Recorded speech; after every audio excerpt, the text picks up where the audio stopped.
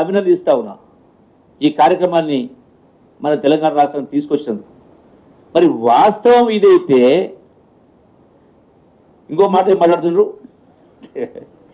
నవ్వాల్లో ఏడవాలో అర్థం కావట్లేదు. ఒక పత్రికలో ఒక్కో అందాల బామకు 30 తులాల బంగారమా? 30 తులాలు కాదు కదా, 3 గ్రాములను ఇచ్చిండ్రా? అంటే ఎంత దుర్మార్గం! అంటే పార్టీ అధ్యక్షులు కావచ్చు, కేటీఆర్ కావచ్చు, 6 ఫీట్ల ఆజానుభావుడు హరీష్ రావు కావచ్చు, 10 సంవత్సరాలు మంత్రులుగా ఉన్నవాళ్ళు ఇటువంటివి ఆరోపణలు చేసి ప్రజలను మీ పత్రికల ద్వారా మీరు అపాయింట్ చేసినటువంటి సోషల్ మీడియా నెలకు ₹1,00,00,000 జీతాలు ఇచ్చి సోషల్ మీడియా ద్వారా మీరు ప్రచారం చేయించుకుంటా ఉన్నారు. అంటే పూర్తి పచ్చి అబద్ధాలు మాట్లాడుతూ ప్రజలను తప్పుదోవ పట్టించేటువంటి పరిస్థితి తీసుకొచ్చిందంటే మీరెట్ట నాయకులు అవుతారయ్యా? ఏ లెక్క ప్రకారం? అంటే దీన్ని బట్టి నాకేమర్థమవుతుందంటే, మళ్ళీ అది పోతే రాజకీయాలు జోలిపోవచ్చు, కానీ అంటే 100% ఇక్కడ యాక్చువల్గా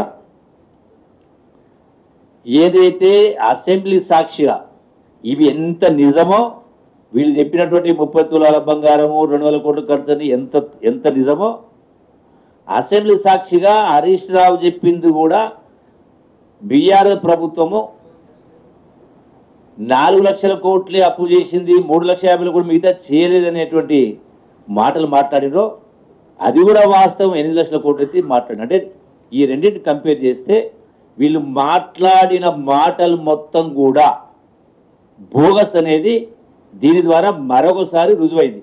ఆనాడు అసెంబ్లీ సాక్షి రుజువైంది, ఈనాడు వీళ్ళు మాట్లాడిన దీని సాక్షి రుజువైంది.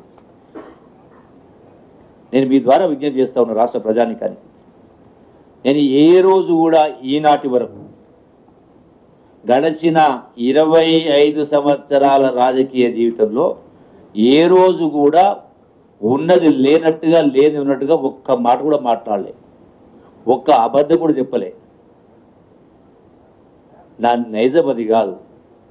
ఇన్ని రోజులు ఎందుకున్నా ఎవరు ఏం మాట్లాడుతారో మాట్లాడనియండి, అంత అయిపోయిన తర్వాత వాస్తవాలు బట్టబయలు చేసినప్పుడు వాళ్ళ ముఖాన్నే చీకొడతారు ప్రజలు.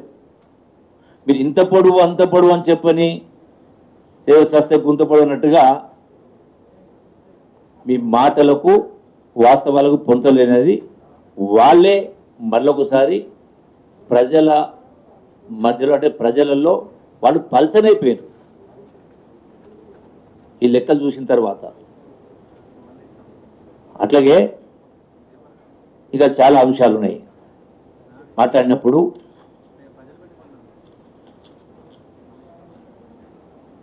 రోజున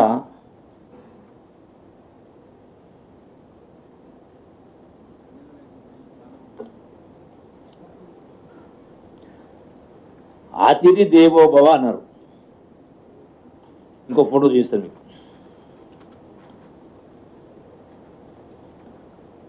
ఇక్కడ పేపర్ మీద చదవాలన్నా, నమస్తే తెలంగాణలో అంటే ఒక మహిళ ఒక ఈ మిస్ వరల్డ్లో పాల్గొన్నటువంటి